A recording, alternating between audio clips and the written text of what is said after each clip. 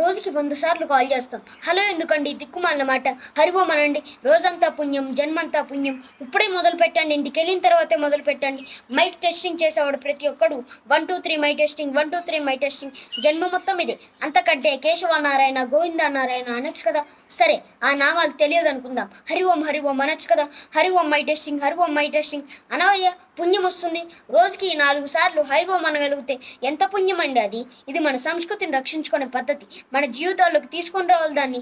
Phone వస్తే hello అనకండి, హరి ఓం అనండి. అప్పుడు వెంటనే వాళ్ళు కూడా నేర్చుకుంటారు. ఏంటి కొత్తగా మొదలు పెట్టా ఉంటారు.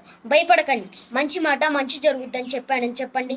బన్నుబాబు చెప్పాడని చెప్పండి, నాకు కూడా పుణ్యం. అప్పుడు వెంటనే వాళ్ళు కూడా చెప్పడం మొదలు పెడతారు. ఇది మన ధర్మాన్ని రక్షించుకునే పద్ధతి. మన మాటల్లో, మన చేతల్లో, మన నడవడికలో, ప్రతి చోట మన హిందూ ధర్మం ఖచ్చితంగా ఉండాలి. హిందువులు అంటే ఇలా ఉంటారని. నేను బన్ను. జై హిందూ.